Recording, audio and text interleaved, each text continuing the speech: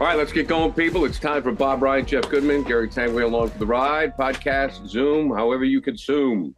We've asked this question before, but now that we seem to have more parity than ever in the NBA, is it Luka, is it Ja, or is it Tatum? No. Who do you pick out of the three? And the reason we're talking about this is Luka's on a roll with 9 straight 30-point games. Bob Ryan, we start with you.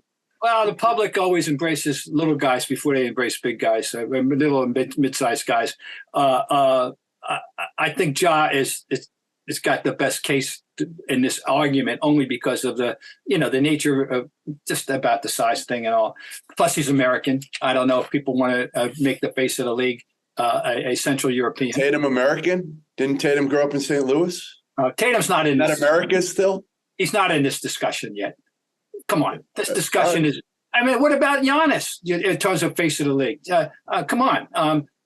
But I think, we had this discussion last year. Right. Well, Giannis is in Milwaukee. If Giannis is in New York, it's a different story, Bob. Well, Giannis in Memphis. But have they closed the gap? Here's my question, and I think this is what Gary is kind of getting at. Giannis is Giannis, right? Have these young guys, the young guys, because Giannis isn't old, have they closed the gap a little bit to where you would take one of them if you were starting a team? Like, who would you start a team with today, Bob? If you had to pick one player, period, in the league, it's you can't even make a case for LeBron anymore. I don't know if you can make a case for Kevin Durant's been playing out of his mind, but you're going to go young. You're going to go young because they're that good. Well, I mean, if Giannis is into the middle age category, what is he, 27? No, seriously. That's my answer. Well, he's the answer for me. If I had to take one, you put that proverbial Luka. I think that's true. But like to me, I mean, Bob, you're really down on Tatum, which surprises me because I think down on him at all. I'm just not elevating him into this discussion. I think Tatum has the best upside of the three. I think when all's said and done, Tatum's going to be the best of the three. Wow. Well, he's averaging. Bob, I like that. He's averaging 30 points, 7.5 rebounds, 4 assists. And, oh, by the way, he's shooting the hell out of the ball. He's shooting 50% from the field, 36 from three, which isn't great. But with the type of shots he takes, he's not going to shoot in the 40s from three. 89 from the line. His 2.5 turnovers a game it's actually not that bad. For all he has the ball in his hands. But I think Tatum absolutely belongs in the discussion. The only reason I'm not taking Jayson Tatum today over John Morant or Luka is because they have the ball in their hands. They're true point guards. That's the only reason for me is you can put the ball in their hands at the end of the game and just say, hey, make a play for yourself or for others. Tatum can do that, but he is not as comfortable doing that as Ja or Luka. Yeah, well, that's fair. I mean, that's fair. And to Bob's point, we have seen John Morant do some marvelous things. I mean, he has really, especially late in the game, Bob, this guy has risen from the ashes to win games. Yeah. Oh, no, I'm a huge fan. I've been a fan ever since. He's fun as hell. I just said it's a good discussion. I'm going to enter another discussion as a corollary. I'm not downgrading Jayson Tatum. I mean, I'm happy with him. So that's all. The other thing Tatum does probably better than both those guys today is defend. Definitely better than Luka. And I don't think we place enough of a priority on defense when we're talking about these conversations, unless it's an elite defender, like Michael was an elite defender, right? Like you had those guys, but Ja, when he wants to be, can be a very, very good defender. He's not always there. Most guys nowadays, when they get to star status, they back off. They back off on their defense, conserve energy. Kawhi didn't really do that. Kawhi, when he was MVP, when he was at the top of his game and healthy, made him special. Still guarded at the highest. He was the best two-way player in the league. That's what made him special. I mean, along with except when LeBron decided I'm going to, go up and guard somebody, which he could do when he wanted to. But, at his prime. No, I think what I'm doing here, and I'm thinking on the fly here, because I wasn't really prepared for this discussion. No, it's great. is I'm being defensive about my approval of Tatum. I don't want to come off as too parochial here. At all. That's all. I mean, I love the guy. You never worried about this before. I love the guy. And I'm not thinking, Jesus, am I going to put him in this discussion? You could be changing my mind while we're having this conversation. But here's the one thing. There's nothing wrong with that. Here's the thing that has dogged Tatum. It's one thing. And it's one thing, and it's because he didn't show up, as we learned, due to injury in the finals. Okay. Yep. Now the other two haven't been there. Okay. No, but Luka hasn't. I mean, I guess Luka did last year. He had Jalen Brunson. He just doesn't have the talent, or like what Luka does with I don't want to say mediocre talent, but not great talent is really, really impressive. Last year in the playoffs, and now he's got him in first place in their division. Luka, I mean, he's ridiculous. What he's done to help his team win and carry them. No, and what he's in the run he's on right now. This is historic, as we're seeing in terms of the point totals. It's historic. It's matching. It's approaching Wilt. Most seasons starting 30-point games and all that. So it's fine. And he is amazing because it's hard to label exactly what his position is. He plays like a point guard. He's got the ball all the time. I'm thinking about him in terms of Larry. Larry's great thing ultimately for me was he got more accomplished without the ball, with the ball in his hands less than anyone in the history of the game. But these other guys got the ball. Luka's got the ball all the time, and to do what he does. And Jokic has the ball a lot, but he doesn't have it as much as Luka. Because Luka does, have. Anyway, in terms of the whole answering. The discussion. The question was, who's the face of the league, kind of thing, and I would have to. There is none. I think there's a few of them, and that's the beauty right now. No, it's good, and don't forget Joker. I mean, he's phenomenal. I would say this though. Here's one for you. You got to win tonight, right? You got to win tonight. This is it. It's Game 7. It's June. It's Game 7. It's hot out, but it's cool inside, and the air conditioning's going on. Okay, you got to win. I'll tell you who I would, of all the people that are still breathing and playing the game, who I think I might want to have if I had the first pick right now, Steph Curry. Still, yeah, you still take Steph number one at 47 last night in a close game, in a 2-point game. Have you looked at their record lately? No, their record's no. I know. No, they stink. But I'm not blaming it on him. No. Anyway, I'm just throwing it out there.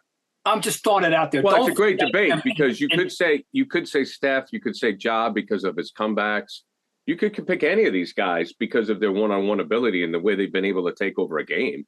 I mean, we've seen Tatum do that. We didn't see him do that in the finals. That was the thing that's still dogging Tatum, is that, on the surface, people are going to look how Steph stepped up, excuse the pun, in the finals, and Tatum didn't. That's kind of haunt Tatum a little bit. And the guy, a name that was that was mentioned in passing, Kevin Durant is still a tremendous force. You wouldn't go far wrong saying I want him. Nothing with him. I want him tonight to win the game. You wouldn't go far wrong with that at all. Here's what I'll say. Here's what could be the differentiator. I don't know if he's going to continue to shoot the ball like this, but right now Ja Morant is shooting 48% from three. That was going to be his Achilles heel coming into the league. Obviously, he's super athletic. We know he can pass it. But he's a guy that, has shot pretty much in the low 30s from three. And you go under screens and you dare him. You pray he shoots the ball from three. Right now, he's 20 of 42 so far from three, which is 48%, guys. If he does that, if he could shoot 40 from three, which I don't think he can do, but even the high 30s, you say to yourself, like, how can you possibly stop this kid? And what can he do? Again, he makes his teammates better. He's super, super athletic, at a different level, obviously, than Luka, than Tatum, than most guys on the planet. So that's the separator for me. If Ja really has worked on his shot to where he's become a above average perimeter shooter, he's probably the best player, the one you start your team with. All right. Well, how do we account for the curiously good record they've had in games without him? I know. I know. Sometimes it's who you weird. play. That's a great point. I don't know. It's an enigma. Well, sometimes it's who you're playing to. I know, but that was so are you strange. resting some of these guys? Again, when they're, and I know we'll get into Kawhi here in a minute, but you're resting guys at the right time, so your record looks a little bit inflated when you're without your stars because you're playing the bottom tier teams in the league. Right. Well, let's get to the West Coast because we're going to the Western Conference. You mentioned that Golden State is struggling. Talked about Dallas being on a roll. Kawhi's hurt again. Is LA basketball dead? How do we feel about the West? Jeff, I'll start with you. I mean, LA basketball is dead right now. I mean, it's dead because it's certainly dead in Lakerland, where, to be honest, the best thing for the Lakers, and I can't believe I'm saying this, might be just to lose every game and tank for Victor. And I don't know, it would add some intrigue and excitement if they got Victor for next year. But I don't know if like Victor all of a sudden turns you into a championship contending team as a rookie when you look at his body frame. I don't know. Maybe he will. Maybe he'll be able to make the adjustment if they got him, or Scoot Henderson, who's playing in the G League Ignite right now, who's a terrific talent, and the Derrick Rose kind of back, young Derrick Rose, type of player. The Clippers are a little bit more fascinating in terms of kind of, can they get it back, right? Can they get it back? And it all depends on Kawhi's health. And I think I'm at a point now where I just don't trust that Kawhi's ever going to be healthy for a long period of time again. And I think, honestly, it goes back to Kawhi playing so damn hard every time he got on the court. And I think beating up his body so badly that he's just – everybody rips on him. He was the one who started kind of load management, this, that, and they kill him. That dude played so hard on every single – he never took a possession up on both ends of the court. So I almost feel like he's got more mileage on him than most of these guys that have figured it out at 27 years old. Hey, you know what? I'm not going to play that, or 25 years old. Look at Jaylen Brown is a good example, right? He was an elite defender at 23. And he started to kind of probably understand, like, I can't go that hard every possession defensively if I want to score the ball. And, oh, by the way, that's the thing that's going to get me a max contract. AG, Athletic Greens, AG1. Why do you want to do it? Because you're going to look better, feel better. It contains 1 gram of sugar, no GMOs, no nasty chemicals or artificial anything, while still tasting good. You're going to sleep better. You're going to recover from those workouts better, be more alert, mental clarity. Costs less than $3 a day. Cheaper than getting all the different supplements yourself. Athletic Greens has 7,000 5-star reviews. Over 7,000 5-star reviews. To make it easy, Athletic Greens is going to give you a free 1-year supply of immune-supporting vitamin D and 5 free travel packs with your first purchase. All you have to do is visit athleticgreens.com/hoops. Again, that is athleticgreens.com/hoops to take ownership over your health and pick up the ultimate daily nutritional insurance. Right now, it's time to reclaim your health and arm your immune system with convenient daily nutrition. It's just 1 scoop and a cup of water every day. That's it. No need for a million different pills and supplements to look out for your health. All right, let's get back to Bob and Jeff. Yeah, I think with the Clippers, it was a nice idea with pairing George and him, and it would have been great. But I agree with you. Come and see me when he gets healthy, but right now, LA basketball is definitely And that's a problem for the league. That is a problem for the league. Well, it's a problem, and you know what? Both along with, I keep waiting for I want the Knicks to get good. By the way, I think it's healthy for the league for the Knicks to get good, and I'd like that to happen. And so if you got the Knicks on one side and the Lakers on the other that are in the poop, that's not good. No, it's not. No. I found this interesting. I had a chance to interview Dwight Howard a couple of times. I found him to be extremely engaging. He and Stan Van Gundy, maybe Jeff, you have some insight to what that whole fiasco with Orlando. But, we were having a conversation and I said, Howard, did he live up to expectation? But as you pointed out, Jeff, he has Hall of Fame numbers. He just didn't win the ring. And he never developed a jump shot. Yeah, he did. You're right. I mean, that is kind of part of it, right? As the game changed, Dwight didn't, where other guys did, like Al Horford, right? He changed his game. Dwight never changed his game, and Dwight just kind of became kind of a joke in a way. And it's sad that he did. It's sad that he did. You know, how about the first time I ever talked to Dwight Howard? He was a 15, 16-year-old kid with the Atlanta Celtics playing on a team with maybe one of the best front lines I ever saw in AAU basketball with Randolph Morris and Josh Smith. And Dwight was super quiet, and he could handle the ball. And this was a young kid, 15, 16 years old. And I don't know, I feel like he went to Orlando and just kind of became this guy who loved attention. No doubt. Loved it so much that he would say and do anything. And then he kind of became a little bit of a caricature of himself. He did. And again, his numbers are insane. I mean, he was the dominant rebounder in the game for a long, long stretch. And he was a man-child when you looked at him. But I don't think people really remember that enough.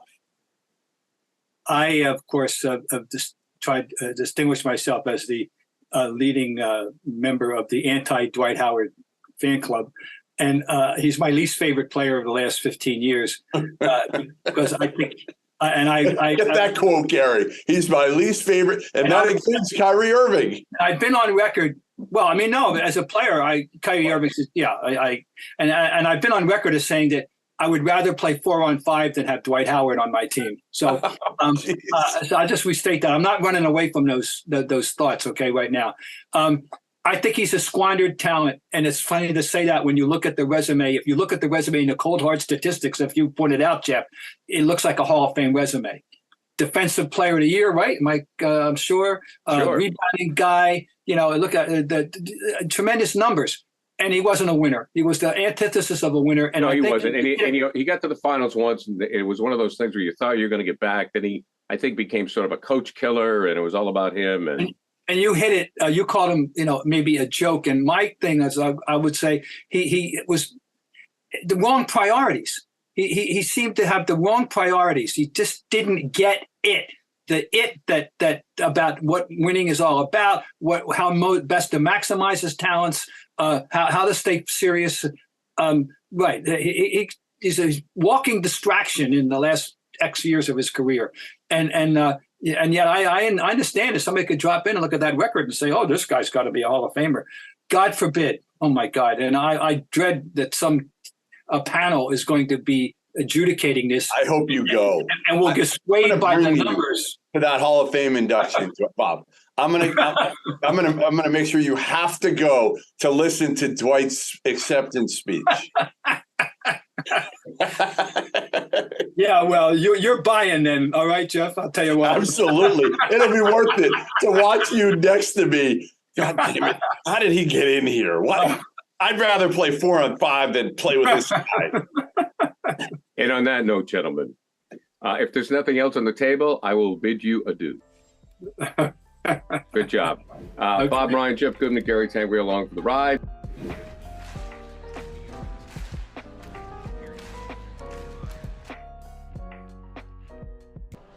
This episode of the Bob Ryan and Jeff Goodman podcast is brought to you by Athletic Greens. Athletic Greens is going to give you a free 1-year supply of immune-supporting vitamin D and 5 free travel packs with your first purchase.